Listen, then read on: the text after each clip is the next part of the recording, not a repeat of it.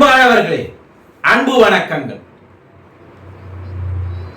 உங்க வாழ்க்கையில நீங்க துன்பப்பட்டு தான் இருக்கீங்க, துயரப்பட்டு தான் இருக்கிறீங்க, கஷ்டத்தில் தான் இருக்கீங்க, வறுமையில தான் இருக்கீங்க,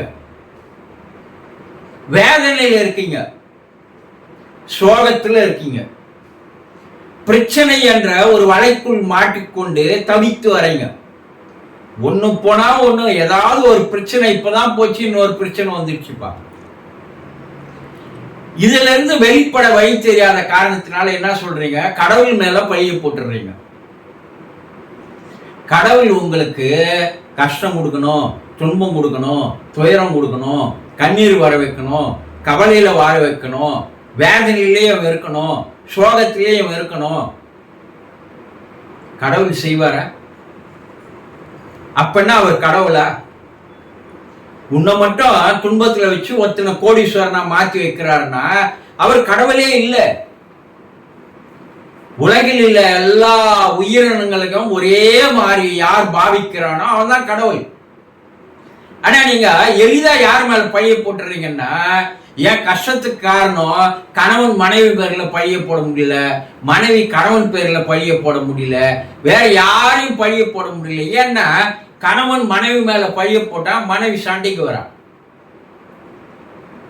நீங்கள் யாராவது ஒருத்தர் மீது உங்களுடைய துன்பத்திற்கு, துயரத்திற்கு, கஷ்டத்திற்கு, கவலைக்கு, வேதனைக்கு யார் மீதுலாம் நீங்க பழிய போட்டீங்கன்னா உடனே அவர்கள் நேரடியாக சண்டைக்கு வருகிறார்கள். ஆனா கடவுள் மேல பழிய போட்ட அவனா சண்டைக்கு வரப்போறான் கிடையாது. அப்போ எளிதாக நாம் யார் மேல பழிய போட்டுறோம்? கடவுள் மீது. ஆனா நமக்குள்ள ஒரு விழிப்புணர்வு இல்லாத காரணத்தினால்தான் இவ்வளவு பிரச்சனைக்கு நம்ம காரணமா இருக்கிறோம்னு நாம் தெரிந்து கொள்வதே இல்லை.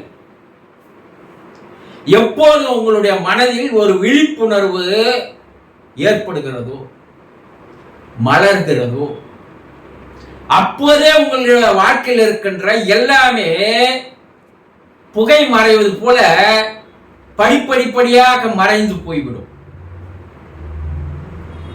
விழிப்புணர்வு பெற்றவனை நாம் புத்தன்னு சொல்றோம். ஒரு புத்தன்னா என்ன பேருன்னா விழிப்புணர்வு பெற்றவன் பேரு. நீங்க எல்லாருமே புத்தனாக மாற முடியும், சித்தனாகவும் மாற முடியும், ஏன் பித்தனாக கூட மாற முடியும். பித்தனா நீ பைத்தியக்காரன் நினைக்காத. பித்தா பிறை சூடின்னு கடவுளை சொல்ற இல்லையா, கடவுளாக மாற முடியும், ஒரு சித்தனாக மாற முடியும். ஆனா நம்ம கிட்ட அந்த விழிப்புணர்வு இல்லாத ஒரு காரணத்தினால்தான் நாம் இவ்வளவு அனுபவித்து வரோம் என்பது உங்களுக்கு தெரிவதே இல்லை. ஒரு நீண்ட கால இருட்டான ஒரு அறை, அதுக்குள்ள போறீங்க. உங்களால உள்ள இருக்கிற அறைக்குள்ள இருக்கிற எந்த பொருளையாவது உங்களால பார்க்க முடியுமா? உங்களுக்கு தான் கண்ணு இருக்கு, பார்க்க வேண்டியது தானே. இருட்டில் இருக்கின்ற எந்த பொருளையும் உங்களால் பார்க்க முடியாது. ஆனா ஒரு மெழுகுவர்த்தி ஒரு வெளிச்சத்தை உள்ள எடுத்துன்னு வந்தீங்கன்னா அந்த இருட்டு என்ன இப்போது உடனடியாக விலகி போகிறது. உங்க அகத்திலே அறியாமை என்ற இருட்டு பல ஆண்டுகளாக அங்க இருக்கு. விழிப்புணர்வு என்ற ஒரு வெளிச்சத்தை நீங்க உள்ள எடுத்துட்டு வந்தீங்கன்னாவே போதும், உங்க அகத்தில் இருக்கின்ற அறியாமை என்ற இருட்டானது விலகி போயிடும். இது நீங்க தானே செய்யணும், இறைவனா செய்வான் கிடையாது. அப்போ நீங்கள் எந்த ஒரு செயலை செய்ய ஆரம்பித்தாலும் அந்த செயல் செய்வதற்கு முன்னால் ஒரு விழிப்புணர்வோடு நீங்கள் அந்த காரியத்தை செய்தால், எதை பார்த்தாலும் பயப்படுறீங்க. இருட்டுல ஒரு இடத்துல ஒரு வழியா காட்டு வழியா போறான் ஒருத்தன், தூரத்துல பேய் நிக்கிற மாதிரி அவன் பார்க்கறான், உடம்பு பூரா பயம் வந்துடுது. எப்படி நம்ம முன்னோக்கி போகுது? பின்னாடி ஒருத்தன் வரான், டார்ச் லைட் எடுத்துன்னு, ஏன்பா நிக்கிற? அங்க பேய் நிக்குது. பா அது பேய் இல்லை, இங்க பாருங்க அந்த டார்ச் லைட் அடிக்கிறான் மரம். அப்ப நமக்கு என்ன ஆகுது? அந்த விழிப்புணர்வு இல்லாத காரணத்தினால் பயம் வந்து விடுது. விழிப்புணர்வு வறுமையானால் அந்த பயமானது உங்களை விட்டு விலகி போய் தைரியம் வருகிறது.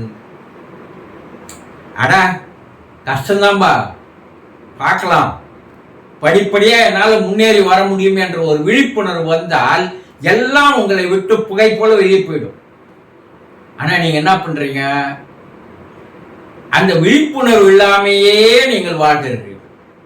உங்களுடைய எல்லா செயல்களுக்கும் எல்லா விதமான கஷ்டங்களுக்கும் துன்பங்களுக்கும் காரணம் விழிப்புணர்வு இல்லாமல் இருப்பதுதான். ஆனா இறைவன் எல்லோருக்கும் எல்லாத்தையும் தந்திருக்கிறான்.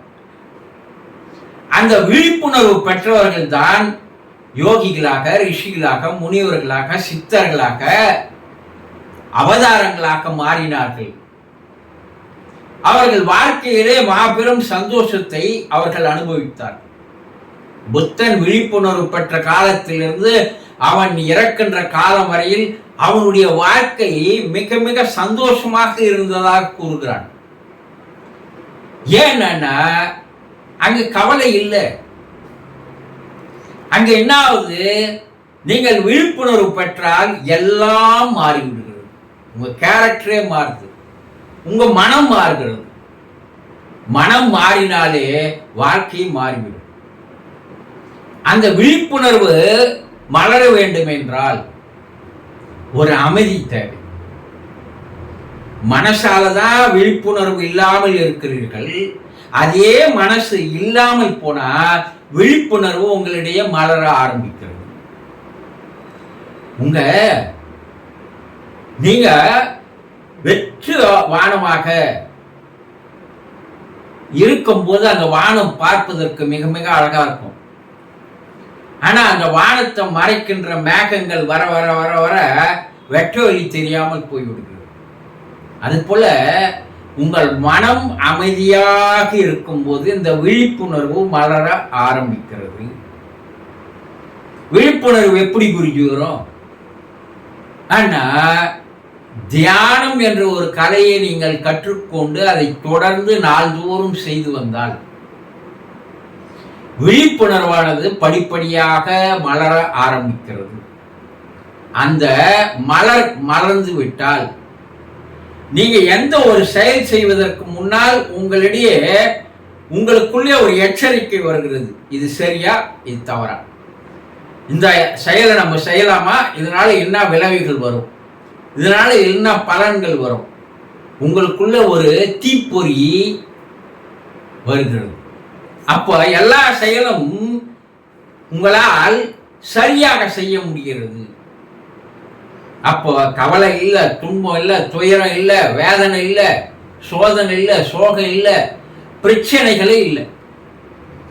மனமே அனைத்திற்கும் காரணம். அந்த மனதை ஓட விட்டீங்கன்னா இதெல்லாம் வரும். மனதை அடக்கி அமர வச்சீங்கன்னா விழிப்புணர்வு வரும். இப்போ விழிப்புணர்வு இல்லாமல் உங்கள் வாழ்க்கையில் மாற்றங்கள் வரவே வராது என்பதை தெரிந்து கொள்ளுங்கள். சந்தோஷம்.